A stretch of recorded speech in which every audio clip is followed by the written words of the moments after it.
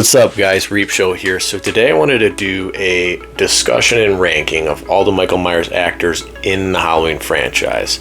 I will primarily be focusing on the actors that portrayed Myers throughout the majority of each film, but I do have a few honorable mentions for some stuntmen and actors that I really feel stood out regardless of how short they are in each of those films. So without further ado, let's get into those honorable mentions. First on the list, we got Tom Morga from Halloween 4.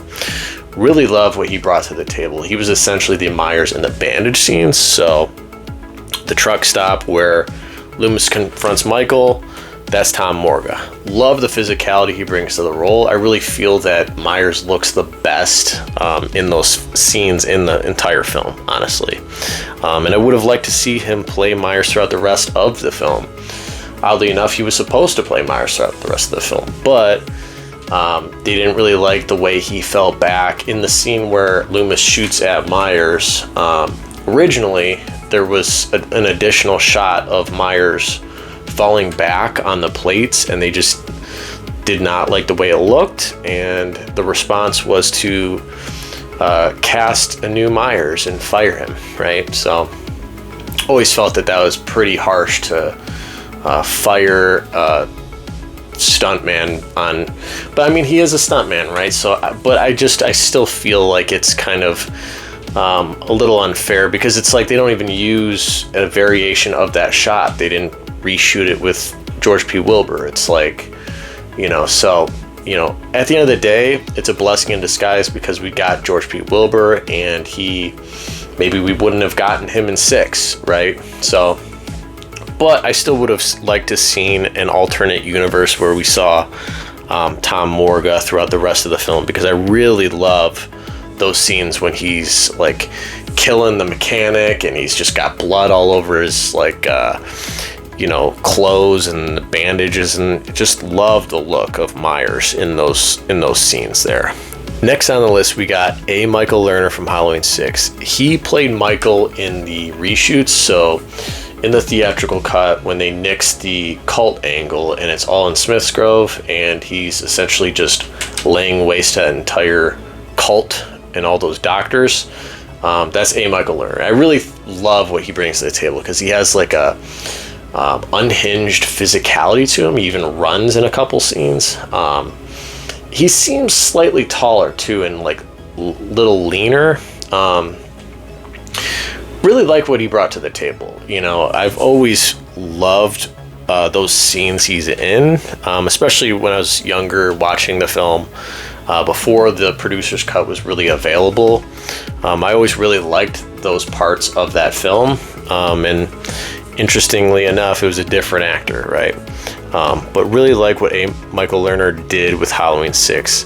Last on the list, we got Tommy Lee Wallace from the original. Gotta put him in there. He's in one of the most iconic scenes in that original film, that closet scene.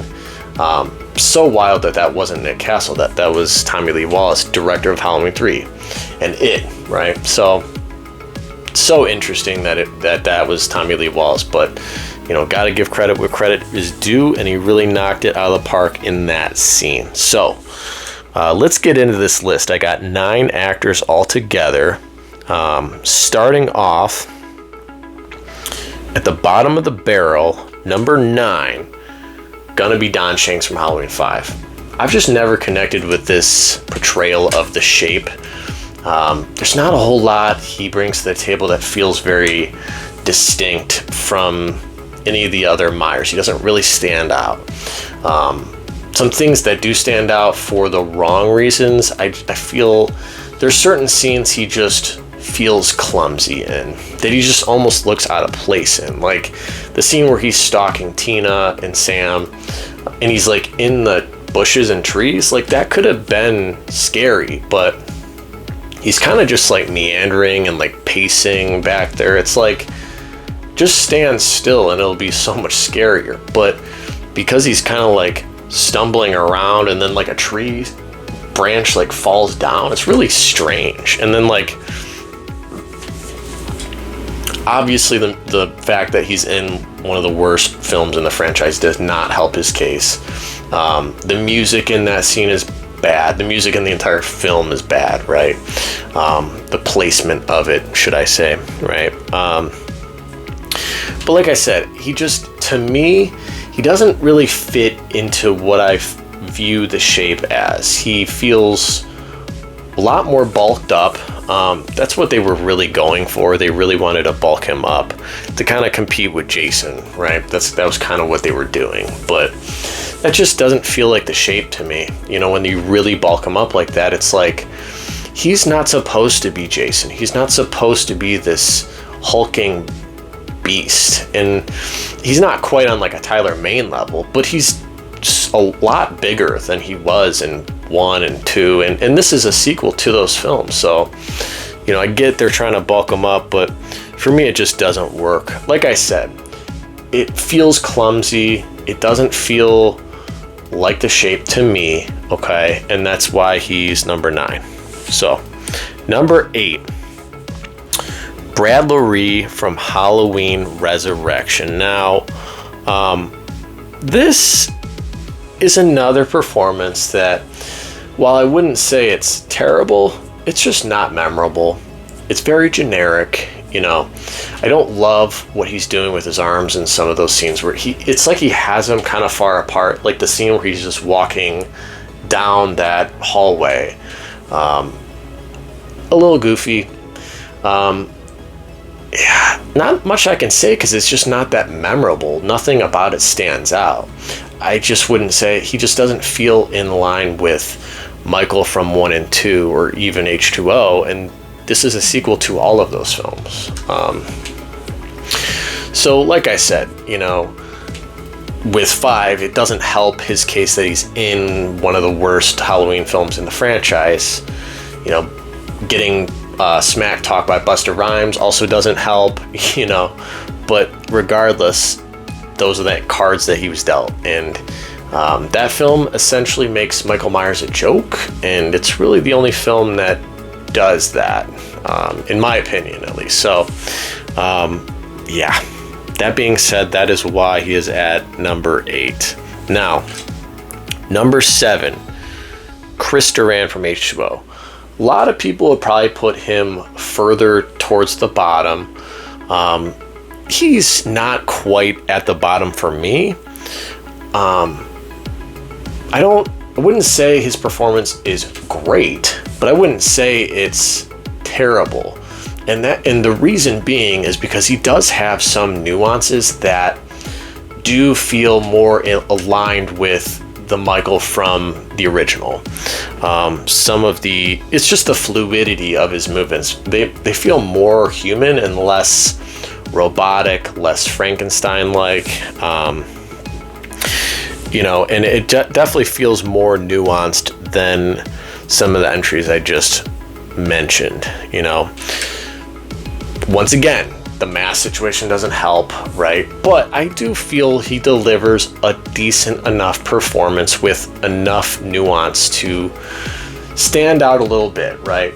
The knock would be on the film not giving Michael a whole lot of lore, and obviously, you know, the elephant in the room, first film without Loomis, and his presence not being there to me is felt. You know, you need somebody who can kind of give Michael some characterization, and Laurie, you know, in this film, I think she's really good. I think Jamie Lee Curtis does a nice job in the film. I just don't think she really, you know, gives Michael any lore. And I'm not saying I would have even wanted that, but like, I would like some kind of lore given to Michael, because he feels very paper thin in this film. He doesn't feel, it doesn't feel like there's a whole lot there.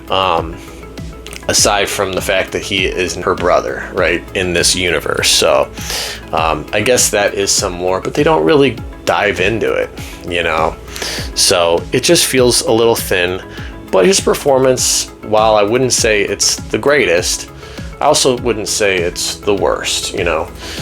Closer to the bottom than to the middle, but it's not at the bottom for me. So that is why he is at number 7. Now, number 6.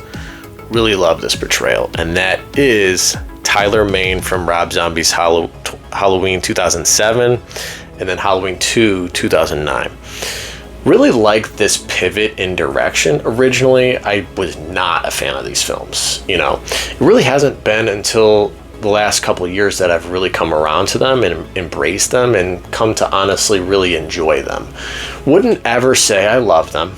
I would never really say that, but I've definitely come to enjoy them because it's a fresh take on this material. These are the most out there Halloween films compared to the original source material, and I have fun with that, especially in a franchise with 13 entries.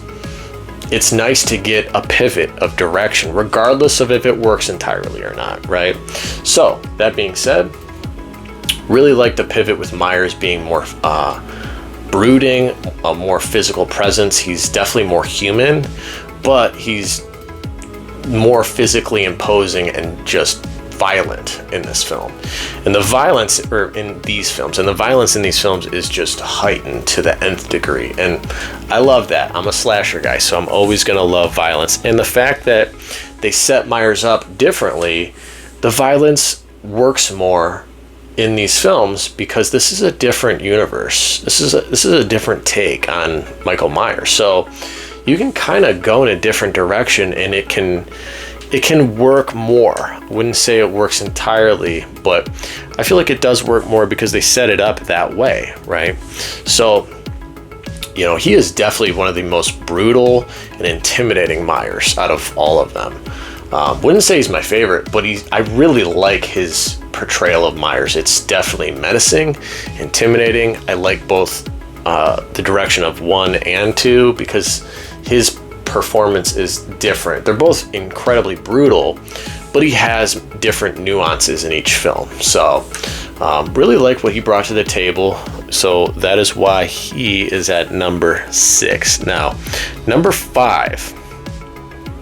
This is an actor that portrayed Myers only really in a scene, but I really love what he brought to the table, and that is why I put him on this list. That is Aaron Armstrong from Halloween Kills. He really comes close to Nick Castle's shape. He's not quite there, but he does a damn good job. I would have loved to seen a whole film of him playing Myers in 78. Love what he brought to the role. He really feels like he slips right into like what Nick Castle brought to the role. You know, it feels so close to that take on the shape. It feels right in line with that film too, you know.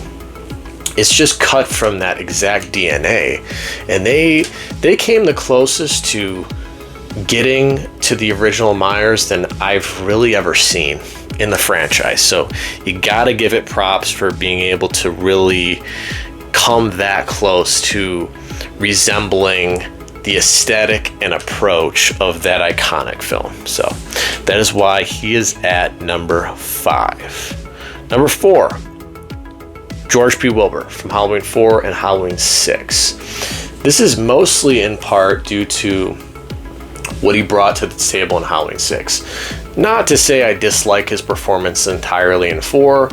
It's just the way his, you know, the hockey pads, the mask is goofy, the masks, the pink mask, and then you get the, you know, terrible mask that's used throughout the majority of that film. It makes him look goofy. He's less scary because of that mask. So that has a lot to do with it. And, you know, a character that doesn't speak, a lot falls on that physical appearance, and if that's not quite there, it's really going to taint the experience, you know. So while I don't hate his Myers in 4, I love his Myers in 6, and you know, you got to give it credit because he is top tier Myers for me in Halloween 6. He's brutal, he's menacing, he's terrifying, and he feels like the shape. He feels of the elements. Love that, the aesthetic of that film.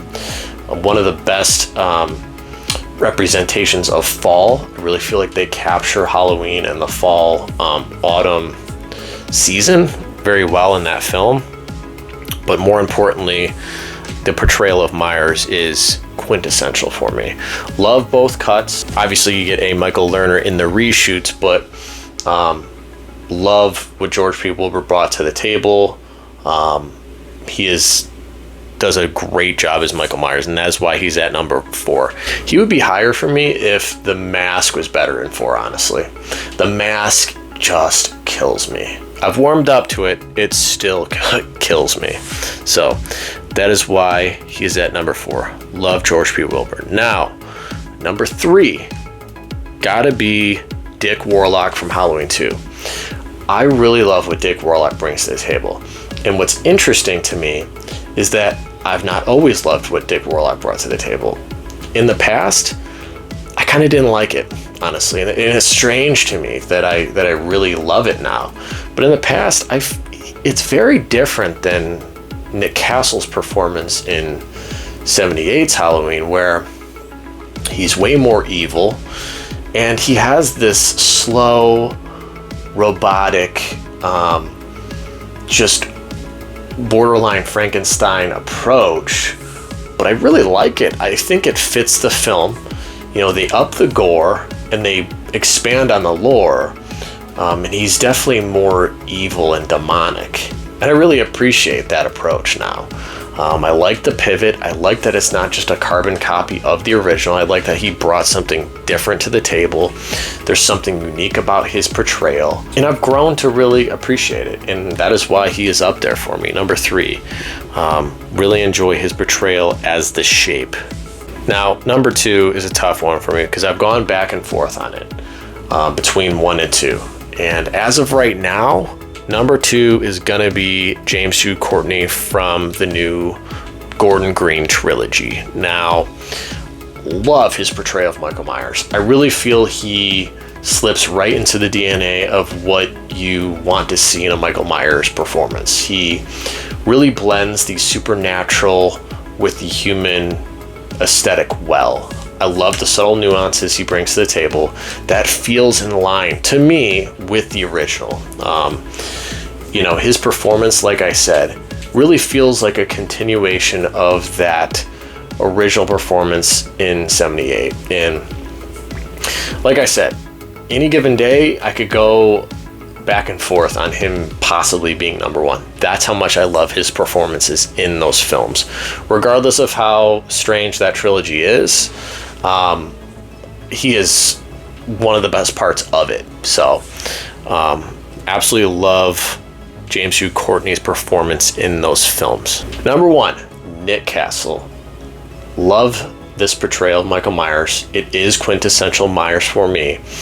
This is lightning on a bottle right here. It's such an iconic performance. The subtle nuances, just the way he portrays the Shape with the, he's very cat-like. I like the fact that he's not this towering beast of a man. He's just a normal height, 5'11", 5'10" guy, and yet he brings such an iconic performance to the table.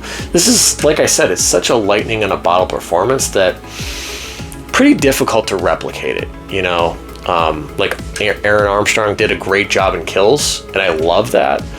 Still don't feel like it's really on the level of Nick Castle. Such an iconic performance. Not a whole lot else I can say about it that hasn't been said.